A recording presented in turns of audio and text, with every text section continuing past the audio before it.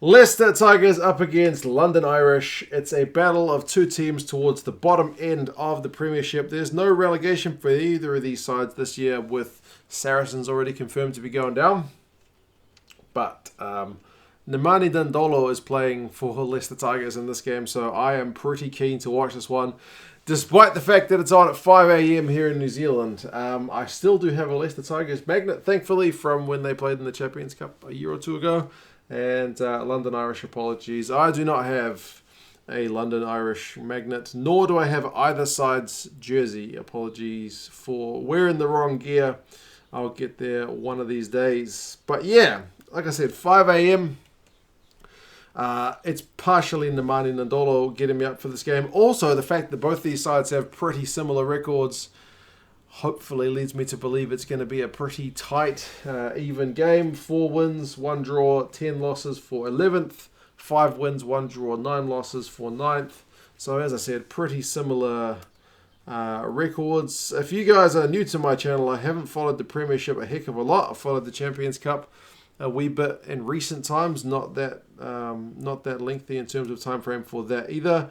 I don't know that much about London Irish, other than that they seem to be the side that would bounce between divisions, get promoted and relegated.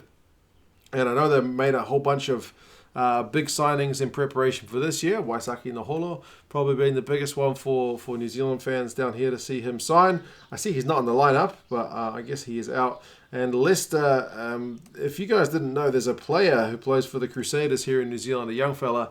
The first name is Leicester, and I believe he was named after the successful Leicester sides in years gone by. But 11th out of 12, if not for Saracens going down, it'd be a pretty disconcerting position for Tigers at the minute. So they will certainly like to climb their way up the table before the season is out. But yeah, I'll go through the two lineups. The guys that I'm familiar with for sure. There's a bunch of guys that I am not. So any education or enlightenment you guys can provide on which guys I should be looking out for, which guys are particularly good, any guys you think are particularly poor and should be error-ridden, do let me know there as well.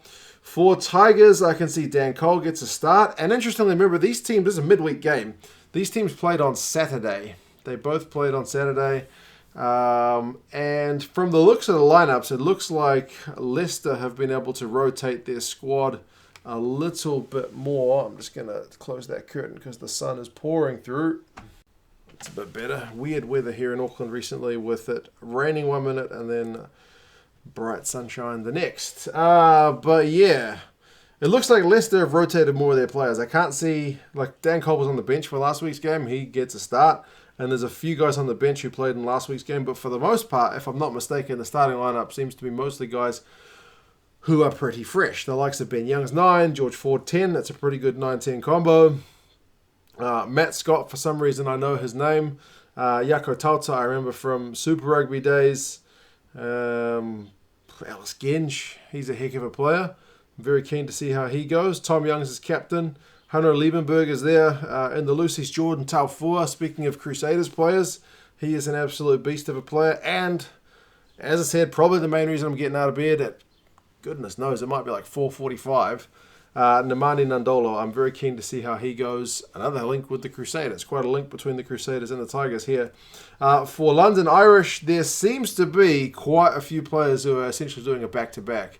So I wouldn't be surprised if come the final 20 minutes, we start to see some pretty heavy legs amongst the Irish guys, because, as I said, they seem to have been less able to rotate players in and out of the squad. Tom Holmes at fullback, he played in the last game. Haskell Collins also played in the last game. Paddy Jackson, Ben Meehan, all these guys played in the last game. Sekopi Kepu, he played in the last game. So these guys, the two locks, Knott and Deshav. Ben Donnell, I think, was on the bench for the last one. He gets a start. Blair Cowan is having to play back-to-back. The whole back row, is it? No, it's got Donnell's one. He played in the last game, but from the bench. Matu'u is coming off from the bench last week to start this week. It's a tough ask, man. I know they kind of do it in World Cup cycle, but that's generally the only time we see it. We see it down here in New Zealand a little bit sometimes with the Mitre 10 Cup when they try to play midweek games to make sure it's on at a reasonable hour here in New Zealand. So They often play a weekend game and then a midweek game, but it's pretty rare and it is pretty tough to back up. So it's going to be a tough job. I am also keen to see TJ Iwane come off the bench for London Irish. He is a bit of a mad tackling man from what I remember from him playing in Super Rugby and also his time at Samoa as well. Both these sides have not had the best run since we came back to Premiership Rugby after lockdown. Irish have lost to Northampton and Bath. I think they only scored 3 points in that last game, which is a bit disconcerting.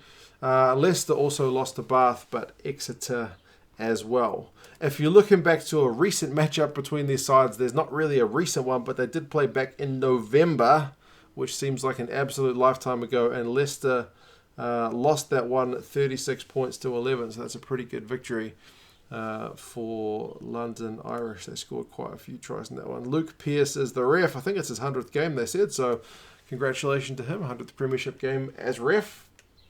Don't often talk about that, but yeah, as I said, very loosely educated on how these teams are going to go. I've had a look at the squads, had a look at the positions on the table, but do let me know who else I should be looking out for, because I'm definitely not that au fait with these squads.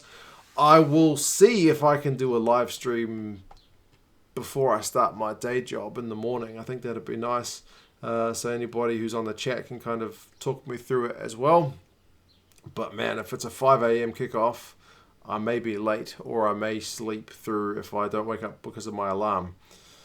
It's probably the earliest I would have even woken up to do a live stream, but I'll give it a crack. I'll set the alarm anyway and set everything up to see how it goes. In terms of the predictions, Leicester is predicted to get it done by 12 points according to the bookies and by 7 points according to Rugby Forecast's algorithm. Just looking at the squads and the amount of guys that Leicester seem to have been able to bring in fresh, I would say that kind of makes sense. I see a few internationals there in their lineup as well. Seems like a pretty good lineup. Interesting that Leicester have both got a Harry Potter, even though he's not playing this week. He was playing in Super Rugby last year, and a George Martin. So he needs to get right in Game of Thrones instead of playing rugby for Leicester. But there you go. Bit of a fantasy connection to the Leicester squad. But yeah.